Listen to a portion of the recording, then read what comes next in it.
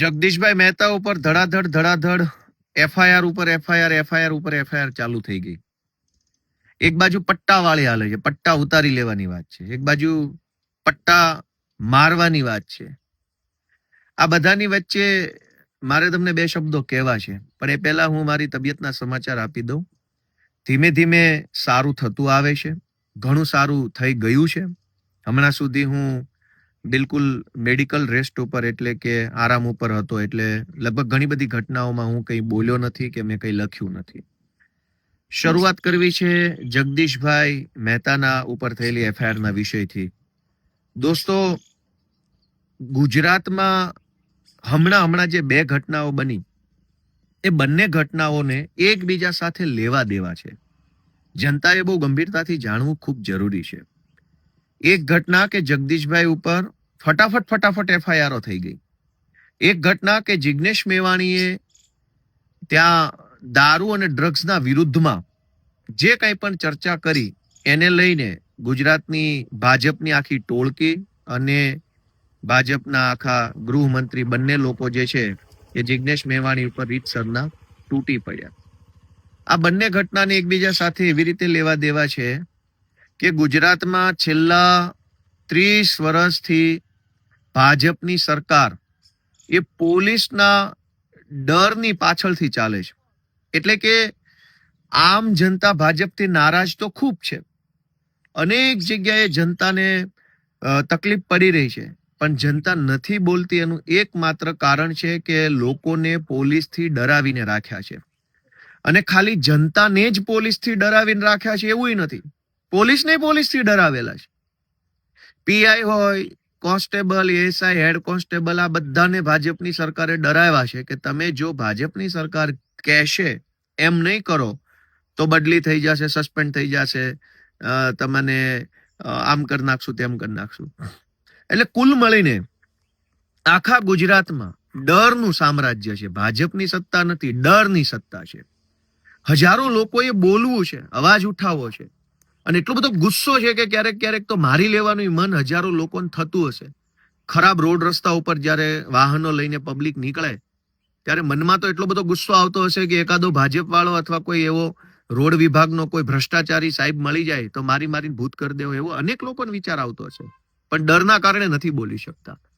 ગ્રામ પંચાયતોમાં કે મામલતદાર ઓફિસોમાં કે પોલીસ સ્ટેશનોમાં જ્યારે માણસ પોતાની રજૂઆત લઈને જાય છે ત્યારે સરકારી માણસ એની સાથે જે રીતનું વર્તન કરે છે, જે રીતે એને ધક્કા ખવડાવે છે, જે રીતે એકદમ અપમાનજનક જવાબો આપે છે, એ સાંભળીને હજારો લોકોને મનમાં એમ થાય છે કે આને 2 લાફા મેલું, પણ નથી મેલી શકતા કે નથી બોલી શકતા. શું કામ? ડર લાગે છે. આ ડરનું સામ્રાજ્ય છે એટલે ભાજપની સત્તા છે. સહેજ પણ લોકોની અંદરથી ડર ઓછો થાય, લોકો બોલવા લાગે, તો ભાજપ વાળાને ગુજરાતના એક પણ ગામમાં જવું મુશ્કેલ થઈ જાય એટલી હદે જનતામાં આક્રોશ છે. જનતાના આક્રોશને પોલીસના માધ્યમથી દબાવી રાખ્યો છે ભાજપે. અને જગદીશભાઈ મહેતા કે ચૈતર વસાવા કે જિગ્નેશ મેવાણી આ ગુજરાતના એવા લોકો છે જે લોકો બોલે છે ત્યારે જનતાનો ડર ઓછો થાય છે. જે લોકો કંઈક વાત કરે છે ત્યારે જનતાને હિંમત આવે છે. હવે હર્ષ સંઘવી હોય કે ભાજપની સરકાર હોય, એના પેટમાં તેલ શું રેડાય છે કે ચૈતર વસાવા, ગોપાલ ઇટાલિયા, જિગ્નેશ મેવાણી, જગદીશ મહેતા, આ લોકો જેટલું વધુ બોલશે, જેટલા વધુ સક્રિય રહેશે, એટલો જ જનતાની અંદરથી ડર ઓછો થશે. ડર ઓછો થશે તો જનતા બોલવા લાગશે. જનતા બોલવા લાગશે તો ભાજપ વાળાની સરકારના પાટિયા પડી જશે. અને એટલે જનતામાંથી પોલીસનો અને સરકારનો ડર ઓછો ન થઈ જાય એની સતત ચિંતા ભાજપના નેતાઓ કરે છે. અને એટલે જ વાંધો એ વાતનો નથી કે જિગ્નેશ મેવાણી કઈ ભાષામાં કયા શબ્દોમાં બોલ્યા. ભાજપના લોકોએ તો કાંડ કરવામાં કઈ બાકી નથી રાખ્યું. માણસના શબ્દો કરતા પણ વધારે ખરાબ માણસનું વર્તન હોઈ શકે. અને ભાજપના અનેક લોકોએ બળાત્કારો કર્યા છે. આજ ગુજરાતમાં છાપે ચડી ચૂક્યા છે, એની ઉપર કોઈ કાર્યવાહી નથી થઈ. મુદ્દો એટલો જ છે કે જગદીશ મહેતા બોલે છે તો ગુજરાતભરના ખેડૂતો એને ધ્યાનથી સાંભળે છે. જગદીશ મહેતાને સાંભળે છે તો જનતાની અંદર હિંમત આવે છે. હિંમત આવે છે તો એ હિંમત ભરેલી જનતા પછી છાતી કાઢીને ભાજપના નેતાઓ સામે બોલવા લાગે છે. આ વાતથી હર્ષ સંઘવી અને આખી ભાજપની ટોળકીને વાંધો છે. જિગ્નેશ મેવાણી બોલે છે તો જનતા ધ્યાનથી સાંભળે છે. ધ્યાનથી સાંભળે છે તો જનતાને ડર ઉડી જાય છે, ચિંતા નીકળી જાય છે અને હિંમત આવી જાય છે કે અમારો પણ કોઈ આગેવાન છે. અને એ વાતથી ભાજપના નેતાઓને ચિંતા થાય છે કે જો લોકો ડરતા બંધ થઈ જશે તો. ચૈતર વસાવા બોલે છે તો ગુજરાતભરના લોકોમાં અને ખાસ કરીને આદિવાસી સમાજના યુવાનોમાંથી ડર ઓછો થાય છે અને બોલવા લાગે છે. એ વાતથી ભાજપને ચિંતા થાય છે. ગોપાલ ઇટાલિયા લડાઈ લડે છે, રાજુ કરપડા લડાઈ લડે છે, મનોજ સોરઠિયા લડાઈ લડે છે, તો લોકોના મનમાં રહેલો પોલીસનો ખોટો ડર કે ભાજપના નેતાઓનો ખોટો ડર ઓછો થાય છે અને જનતા બોલવા લાગે છે, બોલવા લાગે છે, બોલવા લાગે છે. હવે જનતા બોલતી થઈ જાય તો આ બાપ દાદાની પેઢીઓની જેમ જે ભાજપની સરકાર ચાલે છે સરકાર ગાયબ થઈ જાય. એટલે ભાજપ સરકારમાં છે એનું એકમાત્ર કારણ છે ડર. આ ડર કોનો છે? સરકારનો અને પોલીસનો. હવે જિગ્નેશ મેવાણી કે જગદીશ મહેતા બોલે છે ત્યારે જનતાના મનમાંથી પોલીસનો ખોટો ડર ઓછો થઈ જાય છે. ડર ઓછો થઈ જાય તો માણસ ગમે ત્યાં બોલવા લાગે. મામલતદાર ઓફિસમાં જઈને કેમેરો કાઢશે, રોડ બનતો હોય, ભ્રષ્ટાચાર થતો હશે તો મોબાઈલ કાઢીને રેકોર્ડિંગ કરશે, ભાજપની સભામાં ઉભો થઈને 2 પ્રશ્ન પૂછી લેશે. જો હજારો જનતા આવું કરવા લાગે તો ભાજપના લોકો ક્યાંય મોઢું બતાવી શકે એમ નથી. એટલે જગદીશ મહેતા ઉપર FIR, ચૈતર વસાવા ઉપર FIR, ભવિષ્યમાં મારા ઉપર પણ FIR કે જિગ્નેશ મેવાણીને ટાર્ગેટ કરવા પાછળનું એકમાત્ર કારણ છે કે ભાજપની સરકાર જનતાના મનમાંથી ડર ઓછો થઈ જાય એ બાબત ઈચ્છતી નથી.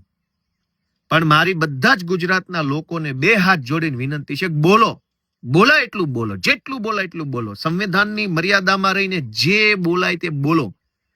અપશબ્દની વ્યાખ્યામાં ન આવતું હોય, ગાળની વ્યાખ્યામાં ન આવતું હોય, એ બધું જ બોલો. કેમ નહીં બોલવાનું? ભાજપના લોકોએ તો કરોડો રૂપિયાનું બૂચ માર્યું છે, ભ્રષ્ટાચાર કર્યા છે, ગૌચરો દબાઈ દીધા, ડ્રગ્સ વેચે છે, દારૂ વેચે છે. એના કરતા તો શબ્દો વધારે સારા છે. ગુજરાતભરની જનતાને હું તો વિનંતી કરું છું, કેટલું ડરશો અને શું કામ ડરશો? ડરીને શું મળવાનું છે?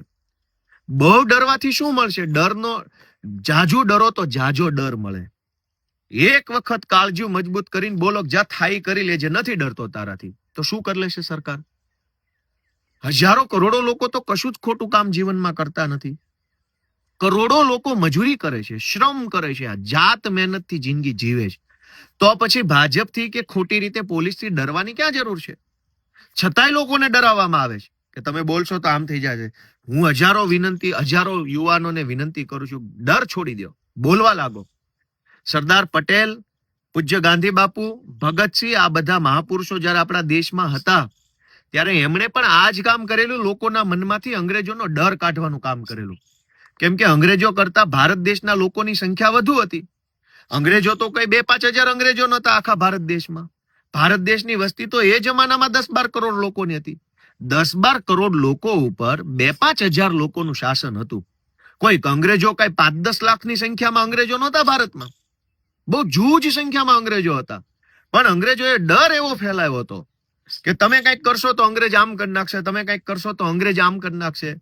આજ ગુજરાતની આમ જનતાની જનસંખ્યા 7 કરોડ છે અને અંગ્રેજોના સીધી લીટીના વારસદાર જેવા ભાજપના નેતાઓની સંખ્યા હશે 5,000. 5,000 નેતાઓથી 7 કરોડ લોકો ડરીને બેઠા છે.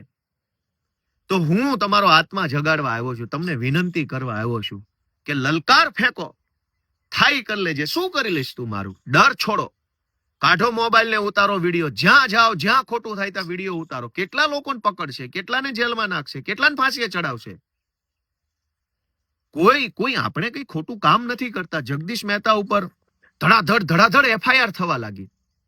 જિગ્નેશ મેવાણીએ કીધું કે ભ્રષ્ટાચાર કરનારાઓના પટ્ટા ઉતરી જશે, તો હર્ષ સંઘવીના પેટમાં તેલ રેડાયું. આ પટ્ટા અને જગદીશભાઈ મહેતા અને જિગ્નેશ મેવાણીની વાતમાં એક સમાનતા છે કે સામાન્ય માણસ, ગુંડાઓ, વ્યાજ માફિયાઓ વિરુદ્ધ FIR લખાવા જાય, દારૂની ફરિયાદ લખાવા જાય, કોઈ એક્સિડન્ટ થઈ ગયો એની ફરિયાદ લખાવા જાય, સામાન્ય માણસ પોલીસ સ્ટેશન જાય તો એની FIR લખવામાં નથી આવતી. જગદીશ મહેતા સામે 15 વર્ષ જૂની ઘટનાની અંદર ધડાધડ એફઆઈઆર લખાઈ ગઈ, 1 લખાઈ ગઈ, 2 લખાઈ ગઈ, 3 લખાઈ ગઈ.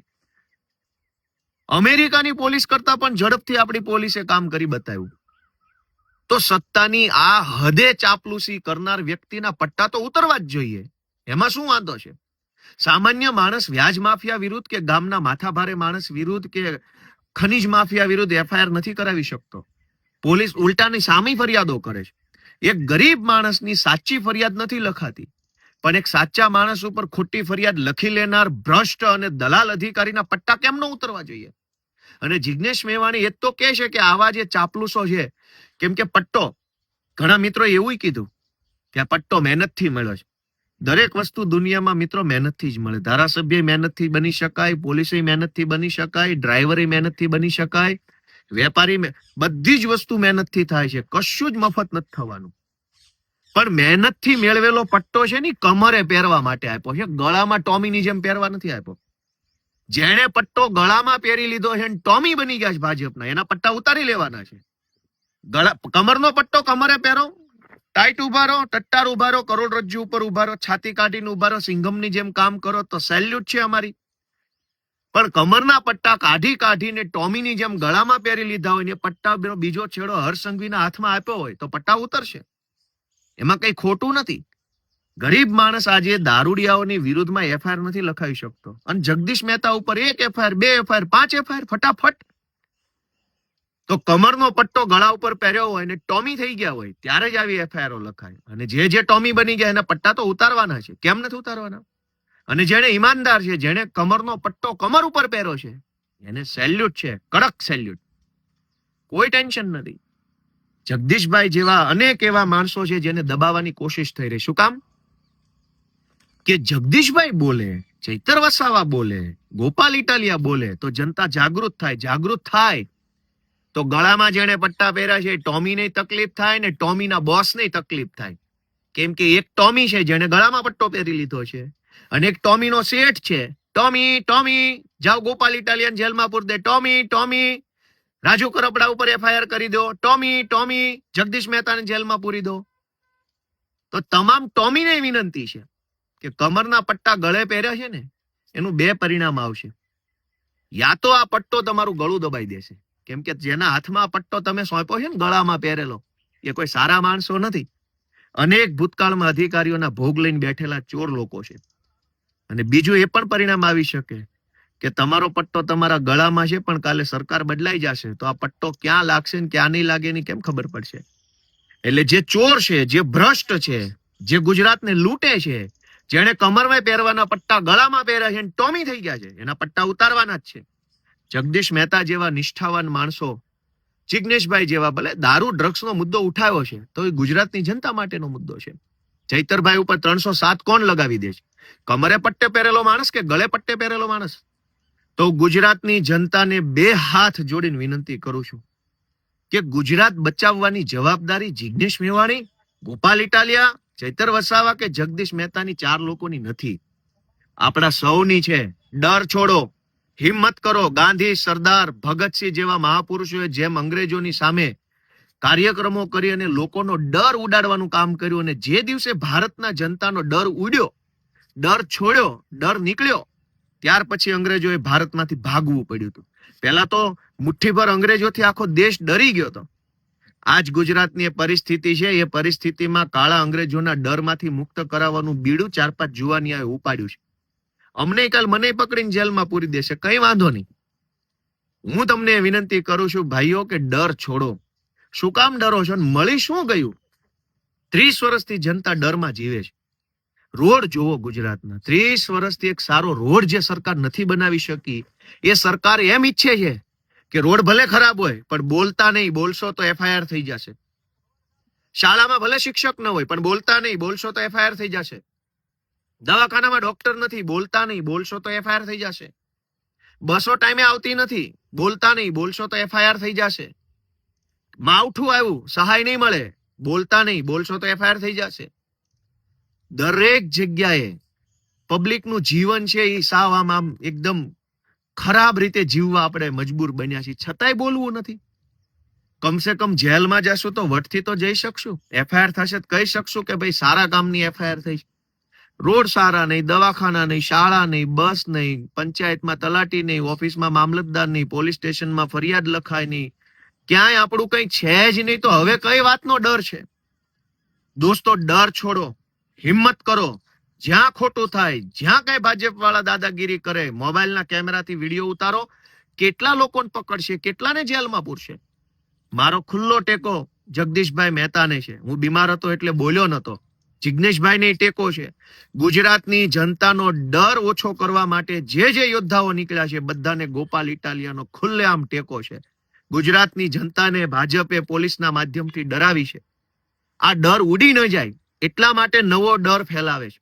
અને ડર જનતા ઉપર નથી, પોલીસને ડરાવી દીધી. નાના કોન્સ્ટેબલો, હેડ કોન્સ્ટેબલો, એએસઆઈ, પીએસઆઈ ને ડરાવવામાં આવ્યા છે કે ભાજપ વાળા કહેશે એમ નહીં કરો તો ટ્રાન્સફર થઈ જશે, સસ્પેન્ડ થઈ જશો, આમ થઈ જશે, તેમ થઈ જાય.